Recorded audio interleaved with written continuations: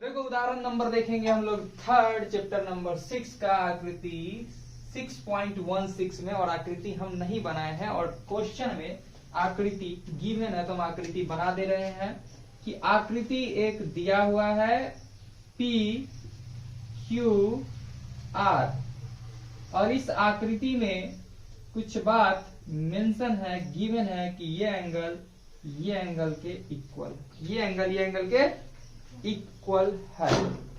ठीक है, यह एंगल के इक्वल है और हमें यह दर्शा देना है कि पी क्यू आर एक द्विबाहु नहीं समबाहु त्रिभुज है। समबाहु ना, कि समबाहु त्रिभुज है। समबाहु त्रिभुज होने के लिए क्या होता है, तीनों भुजा आपस में क्या होने चाहिए, यानी तीनों साइड इक्वल होगा तो कहेंगे क्या चीज, इक्विलेटरल ट्रायंगल है, अदरवाइज नहीं है। तो इस आकृति में हमें गिवन क्या क्या कि पी एस बट्टा एस क्यू, सबसे बड़ा बात तो जो गिवन है वो लिख देते हैं, दिया गया है। क्या दिया गया है कि पी एस बट्टा S Q is equal to PT बट्टा टी आर, ये गिवन है। तो हम लोग लगा सकते हैं थ्योरम नंबर 6.2, बोल सकते हैं प्रमेय 6.2 से कुछ बात बोल पाएंगे हम लोग कि जब ये बाई ये इज इक्वल टू ये बाई ये, तो ये लाइन के पैरेलल होता है। यह बात हम बोल सकते हैं कि एस टी जो होगा वह पैरेलल होगा क्यू आर के। और यह बात हमें बहुत कुछ सिखा के चला जाएगा। हम लोग पढ़ गए थे क्लास 6 में खूब बेहतरीन से ये चीज, क्या पढ़ के आए थे कि जब दो लाइन पैरेलल हो और उसे कोई तीसरा लाइन इंटरसेक्ट करता है तो फलाना एंगल ठिकाना एंगल के बराबर होता है। यानी कि इसको बोला जाता है संगत कोण आपस में क्या होते हैं, बराबर होते हैं। संगत कोण आपस में क्या होते हैं, बराबर होते हैं। ठीक है, तो संगत कोण को कहा जाता है क्रॉसपॉन्डिंग एंगल, कि क्रॉसपॉन्डिंग एंगल क्या होते हैं, इक्वल होते हैं। ठीक इसी प्रकार यह भी एंगल इसके इक्वल हो जाएगा, इस एंगल के इक्वल हो जाएगा। समबाहु त्रिभुज है या समद्विबाहु, समद्विबाहु है। वही हमको लग रहा था कुछ कि लोचा है यहाँ पे। त्रिभुज प्रूव करना है समद्विबाहु, और समद्विबाहु त्रिभुज के लिए होता है दो साइड इक्वल। ठीक है, दो साइड इक्वल, और समद्विबाहु त्रिभुज को बोला जाता है आइसोस्केल ट्रायंगल। ठीक है, तो हम लोग यहाँ पे बताए कि एस टी पैरेलल है किसके, क्यू आर के।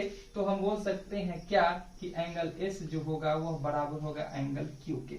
एंगल एस बराबर होगा एंगल क्यू के तथा एंगल आर बराबर होगा एंगल टी के। जबकि एंगल आर जो होगा एंगल किसके इक्वल हो जाएगा, टी के इक्वल हो जाएगा। यह बात हम जाने, और यह बात हम कैसे जाने, तो यह बात जाने की ये लाइन की क्या है, पैरेलल है। और किस रूल से जाने, तो जाने क्रॉसपॉन्डिंग एंगल, संगत कोण। संगत कोण क्या होता है, समान होता है, उस बात से जाने। और यह बात गिवन था कि एंगल एस जो है एंगल आर के बराबर है, और यह बात गिवन था कि एंगल एस जो है वो एंगल आर के बराबर है। इसे हम मान लेते हैं इक्वेशन नंबर फर्स्ट, और इसे मान लेते हैं हम लोग equation number second from equation first and second. यानी कि हम लोग कह सकते हैं कि समीकरण 1 और 2 से बहुत बड़ा चीज ला के रख देंगे। समीकरण 1 और 2 से देखो क्या बहुत बड़ा चीज ला करके रख देंगे कि एंगल एस जो है एंगल क्यू के बराबर है। और जबकि एंगल देखो, एंगल एस जो है एंगल क्यू के बराबर है, एंगल एस जो है एंगल आर के बराबर, जबकि एंगल आर किसके बराबर है, टी के बराबर है।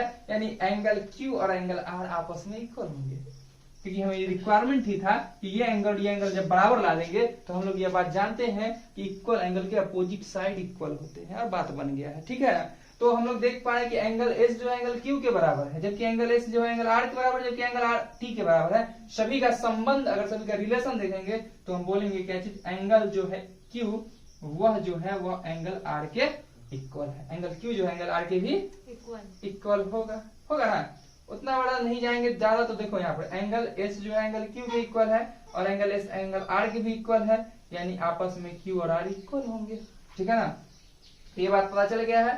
तब देखो ये कोण जब ये कोण के बराबर, ये एंगल जब ये एंगल के बराबर, तो हम यह बात जानते हैं चूंकि समान कोण की समुख भुजा समान होती है। चूंकि समान कोण की समुख भुजाएं समान होती है, समान होती है।